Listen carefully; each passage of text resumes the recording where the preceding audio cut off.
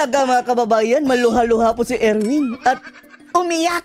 Natatandaan niyo pa ba nung panahon na sobrang angas nitong si Erwin Tulfo laban kay VP Inday Sara? Na anya mga kababayan, gabundok na daw ang ebidensya ng fund misuse ni VP Inday sa OVP at sa DepEd. Wala pong pakundangan sa akusasyon itong si Erwin Tulfo mga kababayan laban kay VP Sara. Gayong yung sinasabi niyang mounting evidence o gabundok na ebidensya, lahat naman gawa-gawa. Ngayon mga kababayan, nilabasan lang ng isang ebidensya ni Maharlika, yung di umano'y peking pasaporte at identity niya, ay iyakan agad. Etong tigasin natin na si Erwin Tulfo mga kababayan, pinaiyak ni Maharlika. Talaga mga kababayan, maluha-luha po si Erwin at umiyak. Nung nilabasan ng isang ebidensya ni Maharlika. Si Maharlika lang po pala ang katapat nito si Erwin mga kababayan. Tapos ang angas mga kababayan na magbintang kay VP Sara ng fund misuse.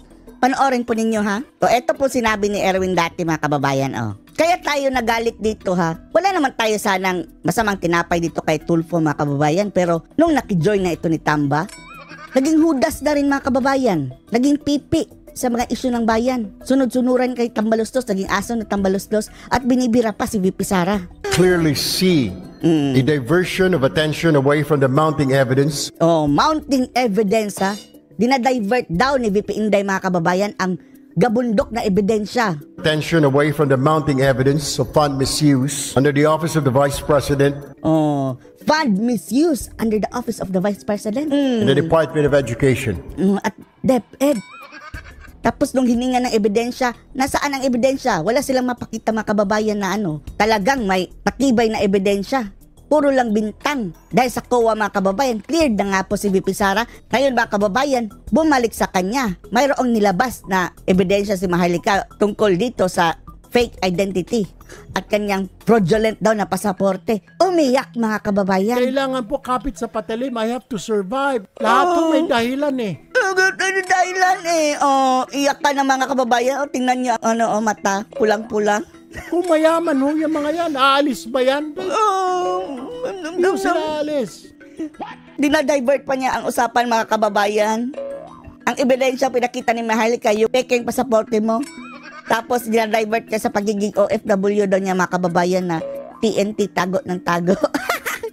Tapos iyak-iyak. Pasado na ba sa drama mga kababayan? Ano masama ba sasabihin, panluloko, anong panluloko? Sabihin mo sa US Embassy, bakit sinabi nila lang fraud? Fraudulent, obtained illegally. Luloko. And now you tell me. Iyak na mga kababayan, Ang angas na birahin si Sara tapos iyakan kay Maharlika. Naman luloko ako? Fraud. Ano ba yung fraud? Di ba panluloko yan? Naniloloko ko ang taong bayan. Why? Wala po akong niloko. Sino si Erich Sylvester Tulfo? Kung wala ka niloko. Di ho ba? Di ho ba? Yung ilan nga ho dyan, ilang vlogger ho dyan. Si Maharlika na ang kanyang tinitira nito mga kababayan. Bago po ito mga kababayan nung umiyak siya. Dahil sobrang galit na kay Maharlika napaiyak mga kababayan. Salita ng salita, tira ng tira sa gobyerno, lalo na po yung isa dyan. Dapat lang kung mayroon kang nakita magsalita. Dahil kung walang magsasalita, alam naman natin yung mainstream media mga kababayan na sungal-ngalan na. Pasalamat na nga tayo dyan sa vlogger kay Maharlika dahil siya ang nag-i-expose mga kababayan ng katotohanan. Isipin na lang natin yung mga sinasabi ni Maharlika, nagkakatotoo naman. Lalong-lalo na yung heavy luggage sa Okada issue. Matagal na yan sinasabi ni Maharlika.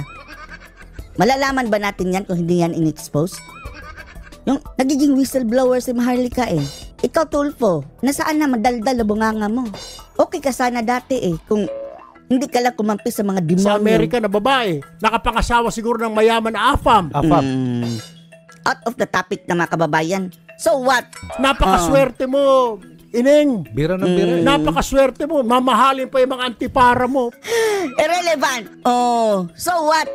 Hindi naman siya government official. Diyos ko po, dapat magpasalamat ka na sa Panginoon Diyos na mayaman ang AFAM mo. Hindi ka kailangang magbanat ng buto. Tapos, anong correction yan sa issue mo, Tulfo, na fraud? Yung stealing of identity mga kababayan? Comment ka ng comment, mga pulboronic, mga ahas na puti. Bakit bawal? Eh, ang tanong namin sa iyo, Tulfo, mayroon bang media na gumagawa niyan? Wala, dahil takot lahat. Why don't you come home? Oh, ano kasi ni swerte? Para magurgor si Maharlika. Paalisin niyo muna yan si Bangag. Uuwi yan si Maharlika, pero ewan na lang natin mga kababayan, delikado pa rin. Sinakripisyo ni Maharlika ha, na hindi na siya makakauwi ng Pilipinas. Hanggat buhay yan si Bangag mga kababayan. At sa dami ng kanyang in-expose mga kababayan, mukhang hindi na safe na umuwi si Maharlika sa Pilipinas. Anong gusto mo, Erwin? Magurgor yan si Maharlika? Kabilang ka na rin ba sa kanila? Tama. Why don't you come home? Tama pa ito si Aljo Bindijo. Isa pa yung traitor mga kababayan. Duterte ko no, taga Mindanao ko no. No, andun na. Andun na rin And sa help sobrang this bakal. country. Tama.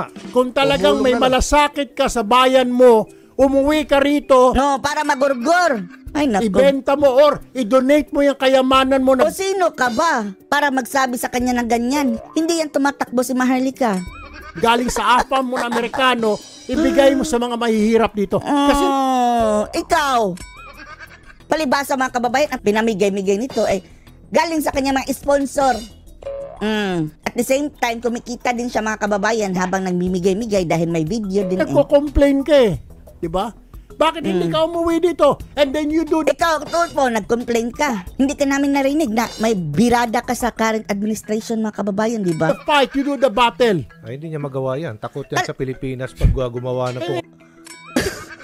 Taga-sulsol din ito si Aljo Bendijo, no? Kahit sinong matapang, huy Aljo, kahit pa siguro si Andres Bonifacio, gamitin mo lang utak mo. Parang pumasok ka dyan sa hawla ng mga buhaya. Kung uuwi ka, ano ka ba? Kasi comment siya ng comment. Or ma'am, Eh, sa Amerika siya. baka po pwede ma'am sa 2020, ikaw ko yan tumakbo ng pagkapangulo. Oh, yan ang sagot mo sa issue. Kahit kailan, hindi siguro yan nag-ambisyon si Maharlika na maging presidente. Ikaw ang may ambisyon na maging presidente, Tulfo. Oh, kung hindi ka lang nagpakita ng totoong ugali mo lang, mas maaga, baka mabudol mo pa kami.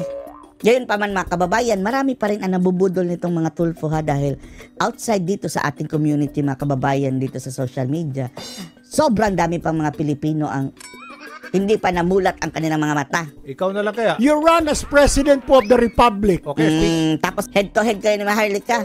Balat sibuyas ka.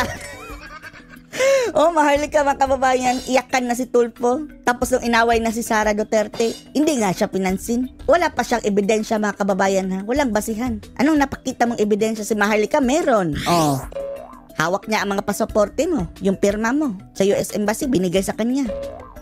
Or yung isa yung or connect. Gusto niyo ho tumakbo kay senador or congressman. Kayo ho mag-speaker.